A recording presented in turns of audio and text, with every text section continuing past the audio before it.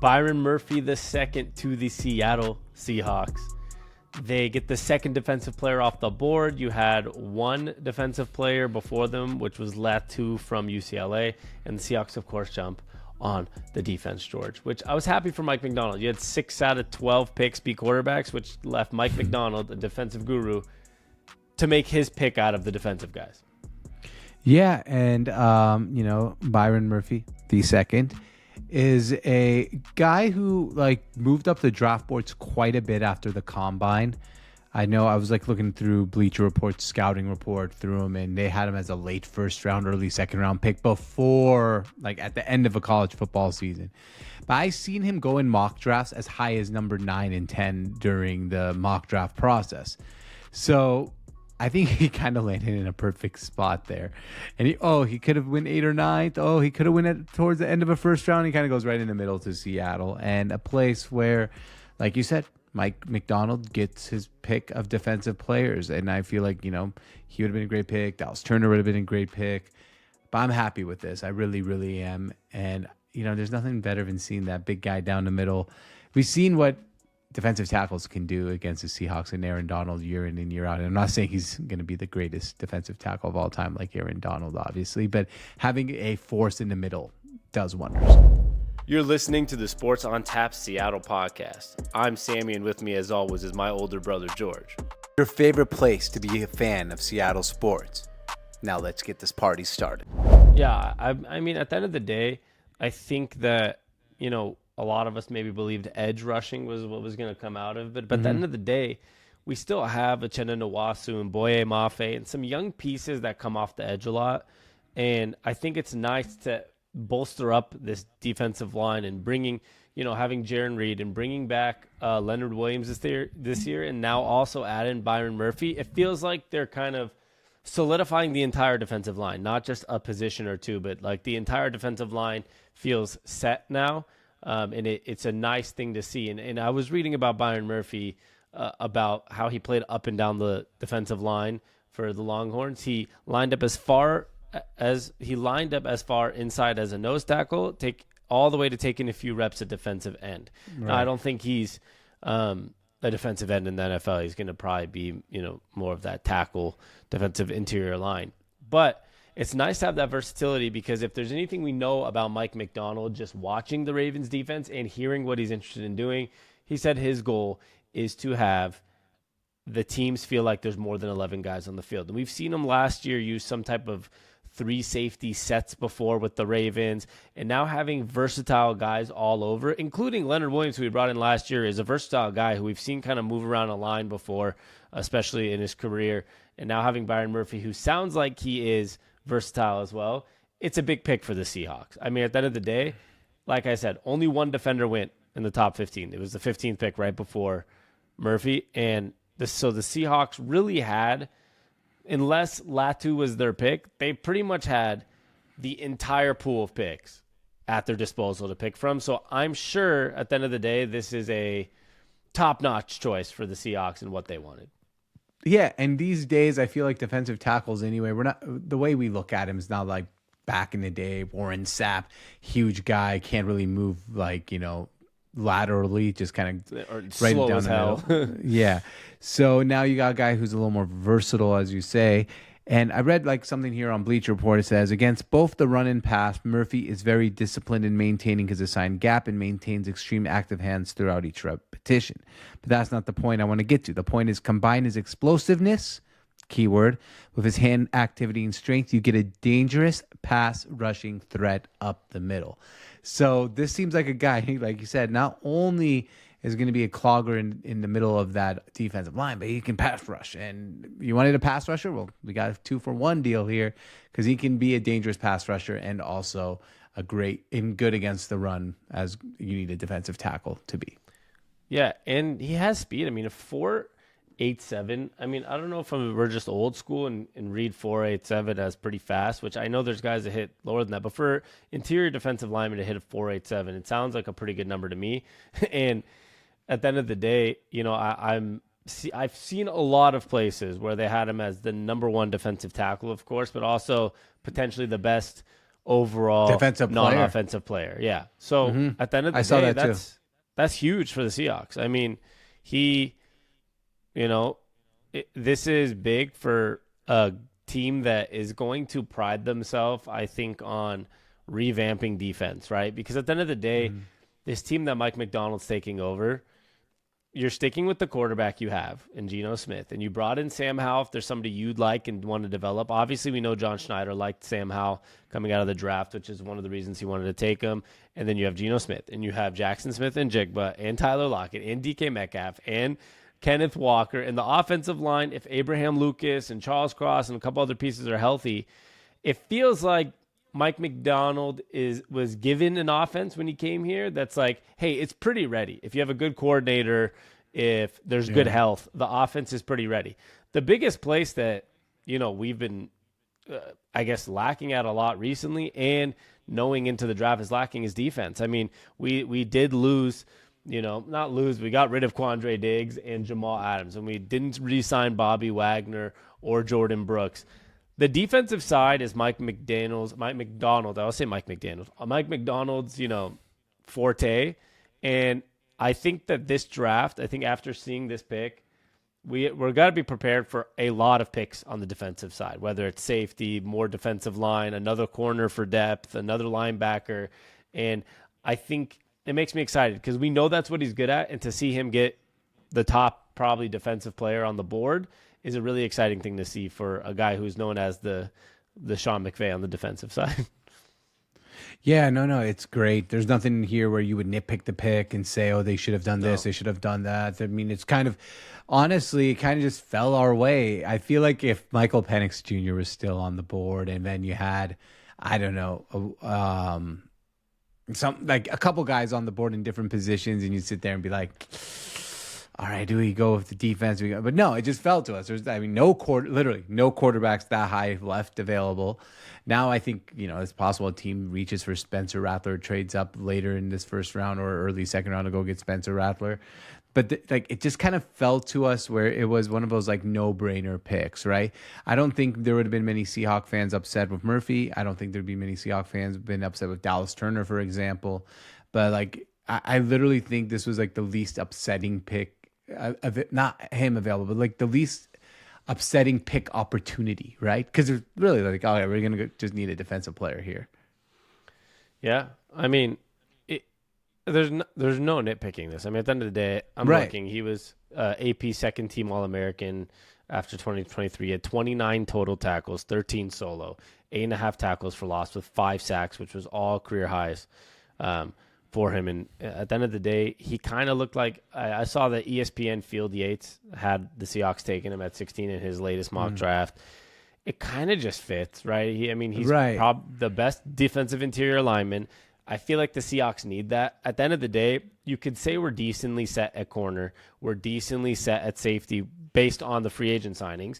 We did sign 2 linebackers. We have pass rushing in Boye Mafe, Uchenna Nwasu. We brought back Leonard Williams. Like, it felt like a lot of parts of the defense is pretty set. One place I love working on, which I feel like we haven't seen the Seahawks have a dominant player there in a while, which is just like a nose tackle or someone deep in the middle of the defensive line. And probably no one like that dominant since maybe Brandon Mebane.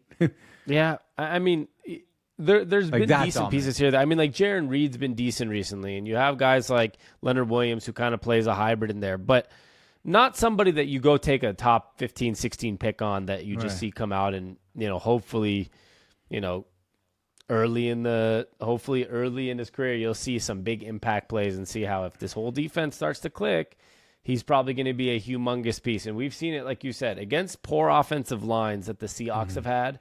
We've seen Russell Wilson, especially Russell Wilson for a good 5-6 year stretch, get destroyed by good interior defensive linemen in our division, right? We've seen him get eaten up left and right. So it's beautiful to have one. Totally beautiful to have one. And I guess this is not my feeling, but if you're looking, because some people want to nitpick picks, right?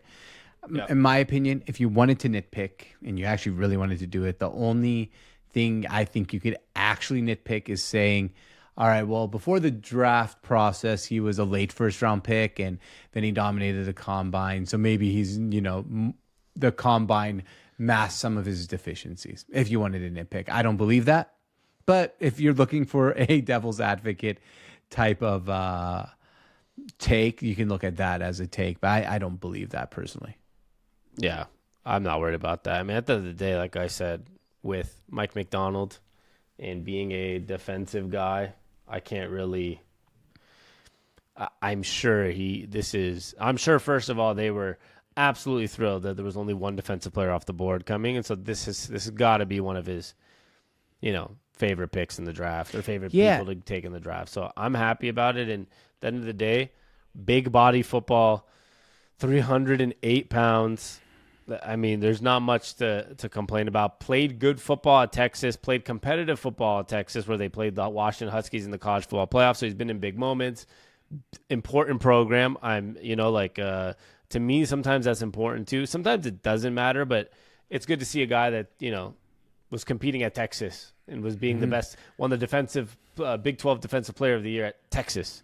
So that's a big deal. Yeah, one thing I do like, though, is that whole thing is like the second defensive player taken in the draft, right? Because I think last year, I don't know who was the second, but Jalen Carter went 8th, and he was maybe the second. I mean, Witherspoon, I don't know if Witherspoon was the first. He was 5th, but I don't know if he was the first defensive player taken in the draft. But, I wonder just if you go through, the second defensive player taken in the past, 4 or 5 drafts, I bet you more often than not that guy is really fucking good. He was more than the second. I mean, we had Will Anderson was first. Okay, yeah. Devin Witherspoon was second, and he was fucking good. Yeah. All right, there we go. Tyree Wilson was third to the Raiders defensive end, and then Jalen Carter. But I mean, we had some good defensive rookies last year, and I think that's another piece here. I know a lot of teams, 6 out of the 12 took quarterbacks. You have some weird ones with Michael Penix Jr. going to the Falcons, who paid Kirk Cousins 4 years, $180 million. That probably ruins so many different variations of a draft for so many teams. It did, because right after that, the Vikings traded up one pick swapped from 11th to 10th with the Jets, who weren't going to take a quarterback probably, but they were like, we want J.J. McCarthy. And then at the 12th pick right after the Jets, Bo Nix goes. I don't think most people expected Penix and Bo Nix and all of them to go in the top 12.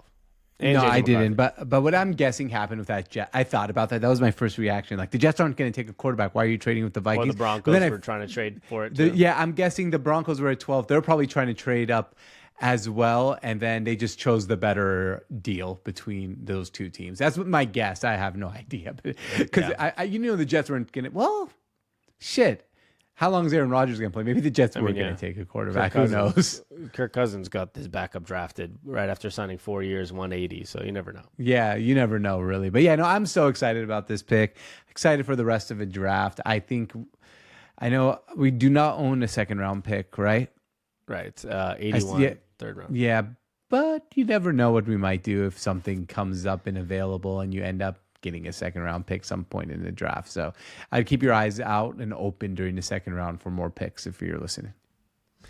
Yeah, we'll find out. We're going to try our best to come on whenever we can over the weekend if something cool happens, or maybe a Sunday afternoon recap or whatever. So at the end of the day, listeners, make sure if you're on the podcast, subscribe, go to the YouTube channel and subscribe and turn on the notification bell, and make sure you stay tuned with what we're posting, because I think a lot of things are going to happen. We also have a Washington Huskies page for those interested, because there's a lot going on there. At least I post in the communities. We'll probably get a video out soon. It looks like, we had Roma Dunze go 9th. You had Michael Penix go 8th. Troy Fontenot just went 20th to the Steelers. To the Steelers. So 3 Huskies in the top 20 already. A lot happening in this football world, and it was a fun night. I really did not expect for Mike McDonald to have his fair share of pickings from every defensive player possible, but he got it, and they're good for him. Yeah. Can I mention one more thing? I want to mention that is nothing to do with Byron Murphy. Great job by the Seahawks being the only team to not get their pick leaked so freaking early. On Twitter, like picks were coming in like 6-7 minutes before they were in. Like I was like looking like on Twitter and like, Sammy, the Seahawks pick hasn't leaked yet. And the Seahawks tweeted, our pick is in. And then like a minute or two later, it got leaked. Like I don't know who was holding the information, but good job of not leaking it. Yeah, I saw most of them shoot 5-6 minutes before the pick. I didn't see it till the pick was in, and they were coming back from commercials. So they did do a good job of holding information. I think it actually, another key point here is I think they were in a really interesting position that they probably most teams don't expect to be in. Where if the Seahawks were looking defense, George, and said we want a defensive player, where Mike McDonald's our coach, and we want to build something like the Ravens defense that they had. I don't know if they expected to have a pick from Jared Verse and Byron Murphy and all they had their fair share of pickings with one guy going before them, the last pick before us. Yeah. It probably got a lot of calls too. Went down. Yeah. I mean, at the end of the day, I'm not saying they're listening to him, but I bet you the phone was ringing because so many defensive players available. I mean, the Vikings moved up. I think the phone would have been ringing if quarterbacks were available. I think the consensus on Twitter, I remember right when like all 6 quarterbacks went, was like, this probably means not a trade down for the Seahawks. No, but right away for the Seahawks, yeah. But I think the pick after the Seahawks or 2 picks after the Seahawks got traded. So I'm wondering if maybe the Seahawks were fielding calls, not interestedly. Obviously, I don't think interested. I think they would have been very interestedly fielding calls if there was a quarterback still available. Because obviously these quarterbacks were high on everyone's list. If all 6 of those went in the top 12, Bo Nix, Michael Penix, J.J. McCarthy, Drake May, Jaden Daniels, and Caleb Williams all in the top 12. That's pretty crazy. Yeah, it's pretty crazy that I was like just on Michael Penix Jr. for a second that he was like at some point people were like, oh, he's going to slip out of the first round and J.J. McCarthy's going to go way before him. He might go, and then it's like, no, Penix goes top 10 and McCarthy falls out of the top 10. I mean, and not just top 10. He goes 8th to the fucking Atlanta Falcons who signed Kirk Cousins for 4 years, $80 million. Yeah. But that's crazy. Why I think this is why every team has these smoke screens, right? The Seahawks bring in all these quarterbacks, even if they probably know they weren't going to draft a quarterback because they probably clearly knew everybody was interested in quarterbacks. And if you somehow had one of them available at 16, you're probably going to get a haul for him at 16. It just didn't happen. I also think it's interesting, this is probably why they traded for Sam Howell. I think the Seahawks were well aware, even though maybe the media wasn't, or all these mock drafts, which makes everybody looks stupid every year because it's like, oh, yeah, Michael Penix Bo Nix might be a 3rd-round pick. He goes like 12th. It's like Michael Penix is going to fall out of the first round and goes in the top 10. That's my favorite one. I love that all 6 of those top guys went in the top 12 because at the end of the day, there was like you said, Penix and J.J. McCarthy and Bo Nix, especially those 3, people talks about potentially, 2nd round maybe if it doesn't. Oh, maybe the Seahawks end up getting Michael Penix at the 81st pick in the 3rd round. Okay. He went 8th. Yeah. And so I think that's why the Seahawks definitely went for Sam Howell. Maybe John Schneider knows that these quarterbacks are going to fly off the board. Like, let's go get a reliable backup that we like before we risk it. Yeah, and I think this is like a fair warning for the rest for a while, until the NFL maybe changes their offensive rules and makes it easier on defense. Warning to the quarterbacks? Warning to the quarterbacks. Like, if you're picking outside the top 15, you're probably not going to get the quarterback you want. Yep. Like, it's just not going to happen. Not just that.